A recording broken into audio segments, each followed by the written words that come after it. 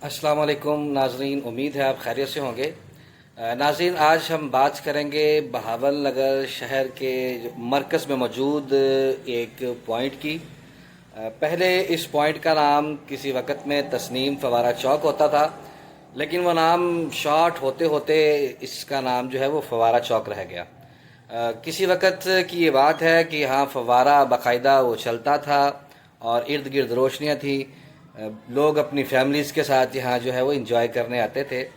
लेकिन उसके बाद जो है आहिस्ता आहिस्ता यहाँ तजावज़ात की भरमार होती गई।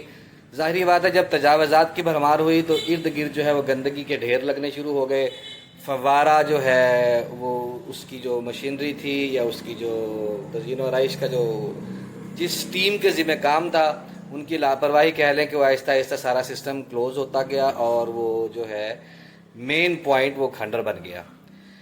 अच्छा, उसके बाद जो है किसी मर्द मुजाहिद के माइंड में ये आइडिया आया तो उसका नाम तब्दील करके इसका नाम कलमा चौक रख दिया गया।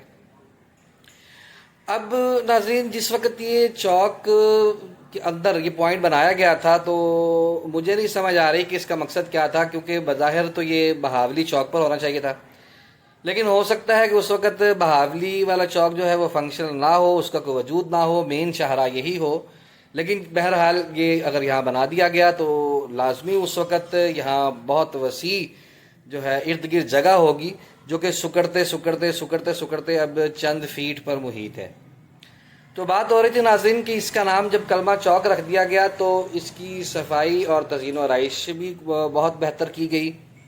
फुआरे को दोबारा फंक्शनल किया गया और उसके ऊपर जो सतून के बहुत ही खूबसूरत अंदाज में कलमा तैयबा को तहरीर करके अवीज़ा कर दिया गया। लेकिन कुछ ही अरसे के बाद जो है तजावज़ात माफिया उनकी मेहरबानियों से दोबारा यहाँ इर्द गिर्द गंदगी के ढेर बन गए और जो वो फव्वारा चलता था व जो रोशनियाँ थी वो दोबारा मादूम हो गई, लोगों का आना जाना बंद हो गया। तो इस मौका पर जो है बहावल नगर के एक नौजवान जिनका नाम आमर हुसैनी है और वो मुसलमान हैं, उनके आबाओ अजदाद यहाँ प्रॉपर बहावल नगर के मुकीम हैं और वो ख़ुद जो है सोशल मीडिया एक्टिविस्ट हैं और जर्नलिस्ट भी हैं। लेकिन एक माइनस पॉइंट या बदकिस्मती कह लें कि किसी मजबूत सहाफ़ती जत्थे से मुस्तकिल तौर पर अटैच नहीं है। लेकिन बहरहाल खैर, उन्होंने इस आवाज़ को, इस मसले को भरपूर तरीके से और तसलसल के साथ हाईलाइट किया। लेकिन मेरी समझ में नहीं आ रही कि ऐसी क्या वजह है, कैसी क्या मजबूरी है कि जो चीफ़ ऑफिसर साहब जो है इस मसले को सॉल्व नहीं कर पा रहे। देखिए चीफ़ ऑफिसर साहब, अगर मामला तो है रेवेन्यू का, तो यकीन करें बतौर मुसलमान मेरा तो यकीन, आपका भी यकीन होना चाहिए कि एक दर बंद 100 दर खुले। अगर यहाँ से आपका रेवेन्यू वाला सिलसिला इस कलमा चौक की तज़ीन और आराइश से बंद होता है तो आप बेफिक्र रहें, और बहुत सारे जो है दर खुले होंगे और आपको रेवेन्यू वाला मसला दरपेश नहीं आएगा। तो मेरी आपसे गुजारिश है कि ज़िंदगी में आपने बहुत सारे नेकी के कुछ काम किए होंगे, तो उनमें एक नेकी के काम में इजाफा कर लें कि कलमा तैयबा की निस्बत की लाज रख लें। कलमा तैयबा की निस्बत को मलहूज़े खातिर रखते हुए इस चौक की इर्द गिर्द आप सफाई सुथराई का बंदोबस्त करें, और कलमा तैयबा के जो कुछ अल्फाज थे वो किसी वजह से प्लेटफार्म से अलहदा हो गए, जो कि अब बाकी अल्फाज भी उतार लिए गए हैं, तो असरनो उनको अच्छे और बेहतर तरीके से दोबारा उनको जोड़कर यहाँ आवीज़ा किया जाए, फव्वारे को फंक्शनल किया जाए, रोशनियों का इंतज़ाम किया जाए, ताकि बहावल नगर के शहरियों को जो है आने जाने में कोई दिक्कत महसूस ना हो।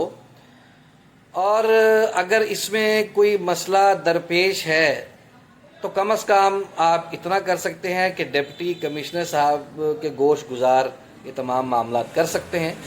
उम्मीद है कि वो इंशाल्लाह इसका कोई बेहतर हल निकाल लेंगे। तो बाकी मिस्टर आमर हुसैनी, आप बिल्कुल बेफिक्र हो जाएं, टेंशन ना लें। इंशाल्लाह अब मुझ जैसे बहुत सारे सरफिरे और गुमनाम सिपाही आपके साथ हैं, और इंशाल्लाह जितने भी जो तमाम मुतल्लिका जो प्लेटफॉर्म्स हैं جو اس کے لیے جو ہے وہ یوٹیلائز کیے جا سکتے ہیں، اس پر ہم آپ کی آواز بن کر آپ کے شانہ بشانہ اس چیز کو جو ہے ہائی لائٹ کریں گے، اور صرف ہائی لائٹ نہیں کریں گے، انشاءاللہ اس چوک کی جو کلمہ طیبہ کی نسبت سے وابستگی ہے اس کو بھی بحال کروائیں گے انشاءاللہ۔